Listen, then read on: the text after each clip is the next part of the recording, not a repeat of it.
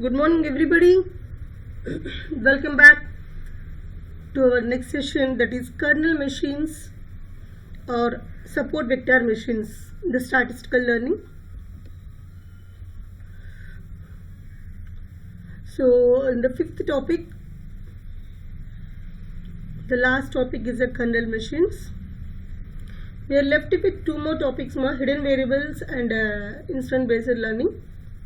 Shortly I will convey to you, else I will provide the notes to you in terms of your lecture notes, in that you can refer for that, but I will try my best to give you that videos shortly. Okay, kernel machines. First of all, what is the use of these kernel machines, where we have to use? It is one of the popular algorithm or methodology we are going to use in the classification of machine learning, or in data mining we can also use this. Okay, if you remember in the third unit, you gone through support vector machines in terms of classification methodologies, one of the classification methodologies. Okay, so if you want to classify your data, whatever the data you have, for example class strength you have around 64 or 65 or 50 members you have. Okay, you want to classify the people in terms of as a good, bad, average, excellent, in different categories. Okay, so in those categories, some of the situations will be there like this. Whenever we can't able to classify the data in terms of the features you want to classify. My features are 4: excellent, good, bad, average. Okay, but some of the people are not lying in these features, means the classifier not able to predict the people in terms of these features, right? Okay, so in those cases, to efficiently classify your data, the one more method is support vector machines. So these machines is developed based upon the advantages and the drawbacks considering in neural networks. Okay, see, I have given some of the advantages and drawbacks of these support vector machines. What is the advantages of single layers of feed-forward networks is simple and efficient learning algorithm, neural networks.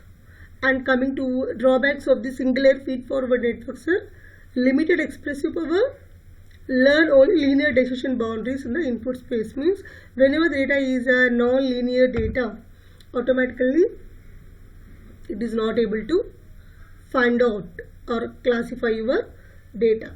Okay, that is the drawback of this single layer feed forward networks. And coming to the advantage of multi-layer feed forward networks, what we said previously, if you want to do some more calculations to classify your data, we can use a multi-layer feed forward networks with the help of more hidden layers. Okay, the multi-layer feed forward network is more expressive power, but the drawback is it is suffering with the local minima. Whenever there is a data with a little bit less than constraint, automatically it will not consider that data for classification. That is the drawback of these multi-layer feed forward networks. So in order to overcome these two drawbacks, we are making a move to a new concept called as a support vector machines, or we can say kernel machines. Okay, so see, what is a kernel machine method? Use an efficient training algorithm and can represent complex nonlinear functions also. So along with the linear data, which can classify strictly without any deviations, we can also classify the data in terms of non-linear and complex representation also. Okay, I said the same in the next one. So SVM is an algorithm for the classification of both linear and non-linear data. Now this picture is very important for total topic. If you are able to understand the picture, automatically you can understand the total concept.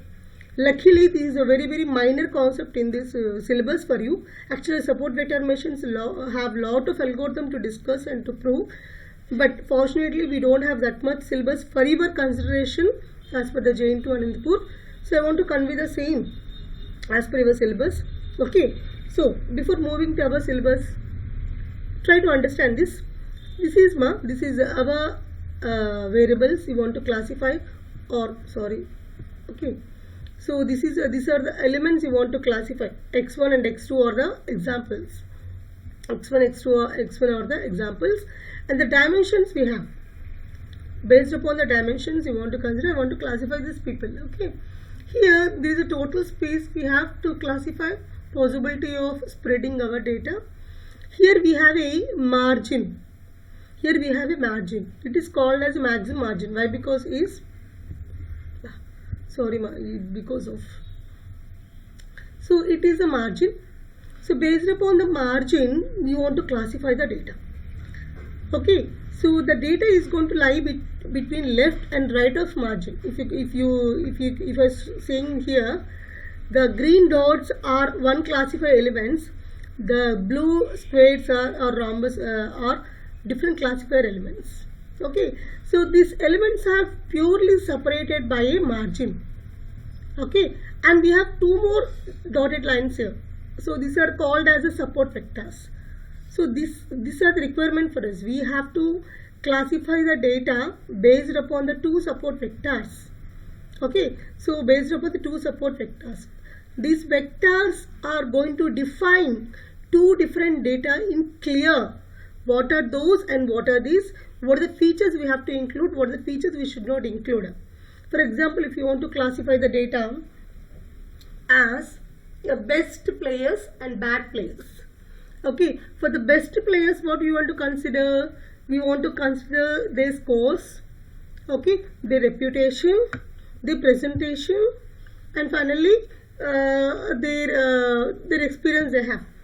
Okay, and conversely or vice versa with the bad players. Okay, so these features, whatever I said, experience based upon the score, the presentation, all these features can be collectively called as a support vectors. Okay, so these are the features. These are the features F, or we can say support vectors, by which we can divide your input data in terms of classification, either linear classification or non-linear classification. We will consider shortly for that. Right, ma? So what you are saying, this is called as a positive hyperplane, this is called as a negative hyperplane, because any classification algorithm can be divided in terms of binary. One is a positive, one is a negative. The positive is a yes, negative is a no. The positive is a true, negative is a false. Okay, like this if you want to classify. So this is a positive hyperplane and this is a negative hyperplane. Right, ma? So right, hope you understood this. For any support vector, what we need, we have to find out two support vectors which gives a margin between the different data points by which we can classify the data in terms of two categories. One is a positive, one is a negative. So between these support vectors, surely we have a maximum margin. We can surely define an equation which maximizes our classification, that is called as a Y or any other. Right? So this is example the author want to convey. This is an example for in our textbook. If you are able to see this, we have two different inputs here. Okay, so x1 and x2 here. We want to classify their data points here, different data points. Okay, so the initial way they classify the data in terms of this representation based upon their formula they have used.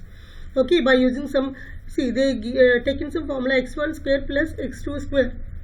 By using the squaring of the values and summation, they classify the data like this. But these are not linearly separable. They are not linearly separable. Why? Because the data is going to be spread in total hyperplane. Right or wrong? But we should classify the data clearly. But if you consider the hyperplane into three concepts or three different dimensions, they classify the data like this. So it is one dimension, it is one dimension, it is one dimension. Right? So they also classify the data with this dimension, but the representation is very, very tough to divide. Okay, very tough to divide, and this hyperplane is very, very tough to represent also, because if you observe in this hyperplane also, the two data points are here, means the equation is not able to clearly classify the black dots and the white dots. Okay, some these points are very, very near to each other, but we want a margin. we want a separate margin, big margin. We want to classify the people clearly. Those are these people and these are these people. That's it. Okay. So this type of division of your hyperplane for your classification of the data may not be much effective. So we have to make a move to further classification, right? So here I am going to see the attributes I have taken is x1 and x2 based upon the attributes. Attributes are what for me? My attributes are, for example, your marks and your presentations. My x1, x2 are your marks and your presentation here.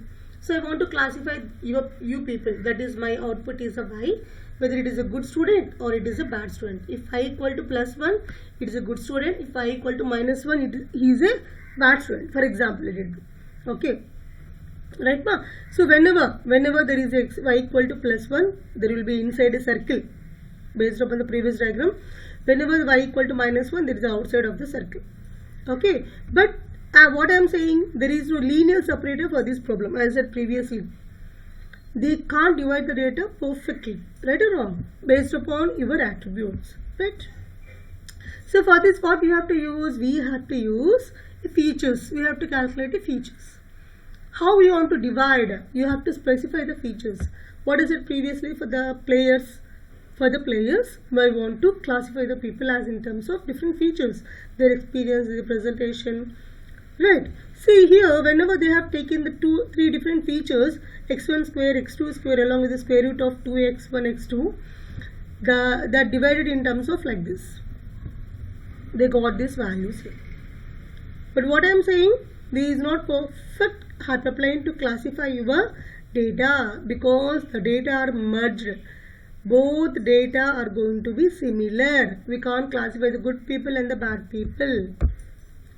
Right now, so we need a space separator who can classify the data linearly separately.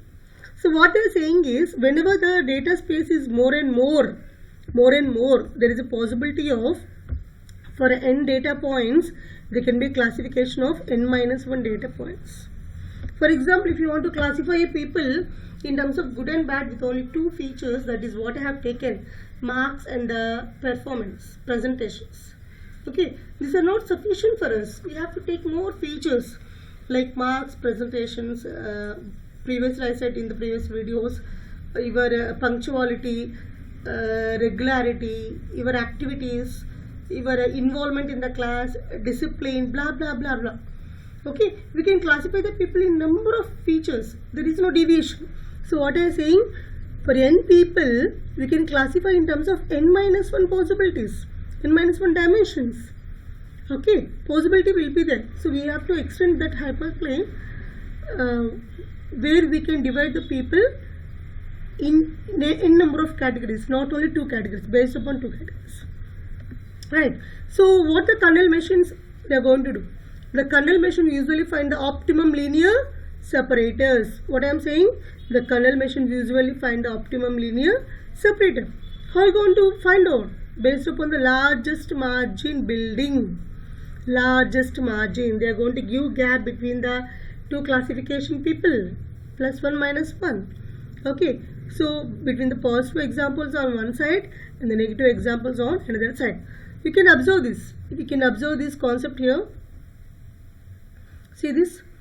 So here we have a data point, same data points I have shown in the previous diagram, black dots and the white dots.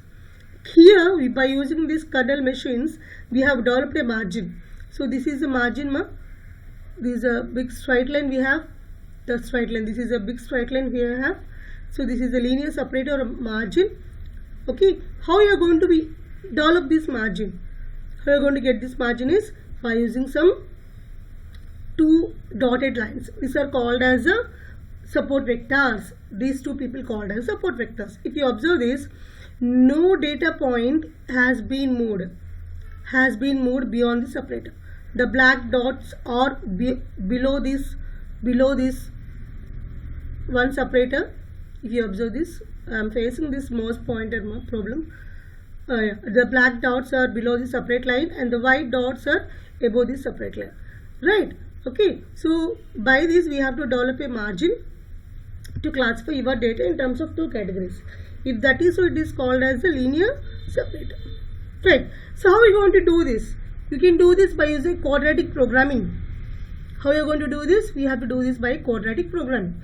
What is a quadratic programming? A programming which involves minimizing or maximizing our objective function.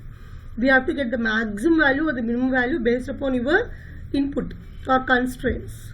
So this can be helpful for equal values, non-equal values, along with the bound values also.